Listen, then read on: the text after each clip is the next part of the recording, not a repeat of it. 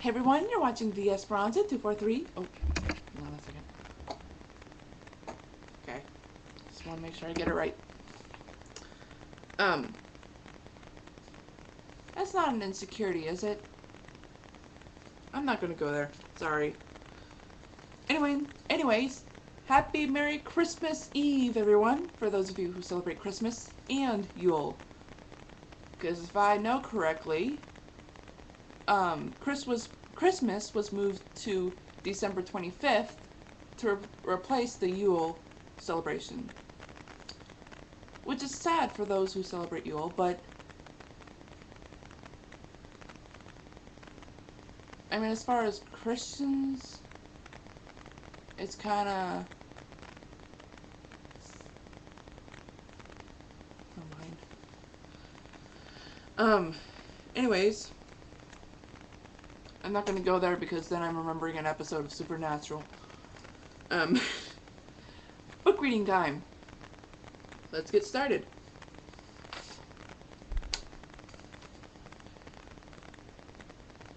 Wow, that's kind of like what almost happened here in the room, Guinevere said. Danny gasped.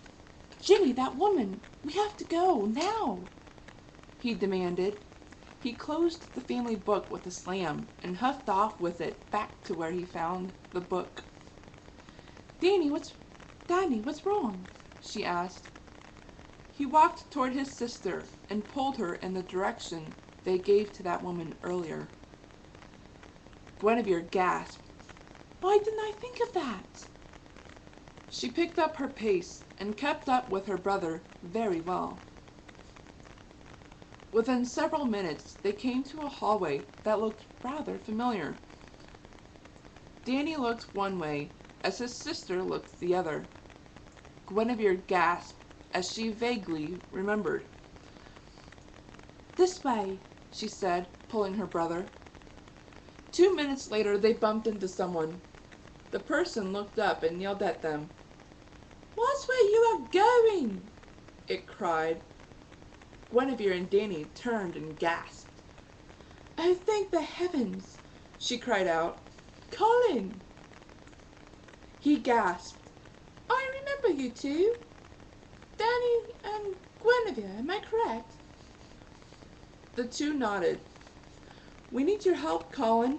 We need to find someone who looks like Guinevere, only a little taller, reddish brown hair, and lighter eyes.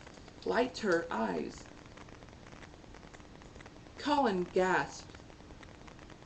That's my cousin, Evelyn. How do you know her? We were introduced not too long ago in the sitting room. She came looking for you. When Danny and I realized we couldn't remember which hallway we came from, we started to search for her. Could you help us, please? She might be lost. He nodded and called out her name. Colin cocked his head to the left. Suddenly, he started hastening. Danny and Guinevere followed him quickly before they lost sight of him. That's my dog. Within minutes, Colin stopped and called out his cousin's name. They could hear a faint cry. He started running, and the brother and sister followed him once more. It didn't take long before they heard a definite plea of help. Evelyn! Colin cried. Someone started running. He, Danny, and Guinevere could tell the running was coming toward them. The person turned right at the connecting hallways. Colin, I was so worried. Don't wander off like that again, his cousin said, panicked. She hugged him tightly. He started to choke as his face messed up. Guinevere lightly tapped on her shoulder. She turned. You two found him and brought him to me. How could I ever thank you? Guinevere merely smiled at her brother. He nodded. Before she could say a word, Danny tugged on her sleeve. She looked at him and kneeled down. "I want to ask them," he mumbled into her ear, too incoherent for the cousins to hear. "Go ahead," she whispered into his ear as she nodded. Danny looked at them.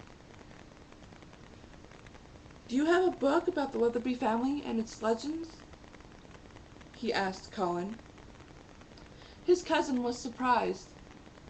"We have a family book, but no book about our legends," she said.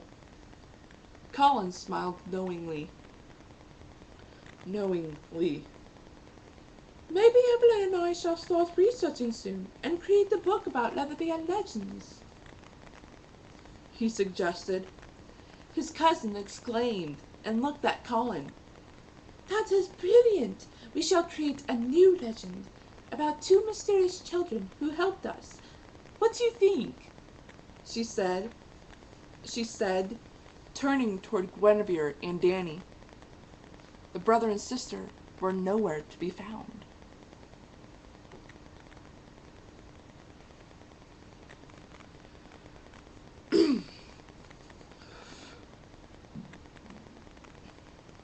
Excuse me. Oh no!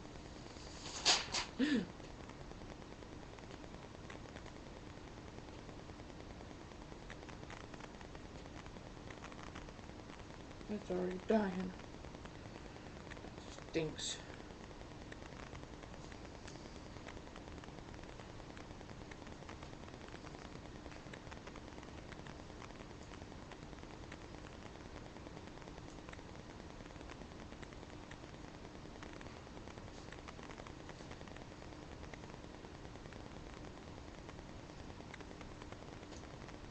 BTW, I got this. And stocking stuffers. It's a family tradition. Yeah, I guess that will have to do. I'll be popping this off soon anyway. Where were we? Oh, there we are. Guinevere and Danny gasped as they were being pulled by a force unknown. All sorts of colors swirled around them. Their bodies were being turned and flipped over and over. Suddenly, they could feel themselves falling and then sliding on the floor. Danny and Guinevere groaned and shook their heads. "Oh, my butt, my head," she grumbled. "It's throbbing with pain." "Mine too," he mumbled. They continued to lie on the floor to rest. A few minutes later, the brother and sister remembered their adventure and gasped eagerly. Guinevere stayed on the floor as Danny ran down the stairs and into the living room. He groaned for a third time. There were no bookcases. Wait, a third time?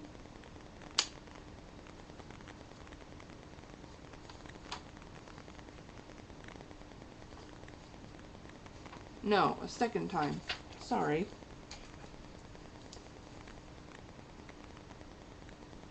He groaned for a second time. There were no bookcases. When he went back to the staircase, his sister was waiting. She noticed his disappointed face as she smiled. "You forgot. There were no bookcases to begin with." "Yeah, I forgot.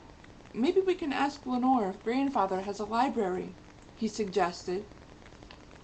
And that is where I stop. Let's check the time first before I think we have time. There's something I want you guys to hear. I know I've probably already made you guys hear it once, but I can't help it. I know you were hoping for more. We couldn't get any more, or else you'd have to plug this into a car battery. And in this state, it's just not legal to do that. Right, so every one of these stars represents like 1 billion people. Yeah, say it like that astronomer. Billions and billions of people. Yay! Happy birthday, we hope it's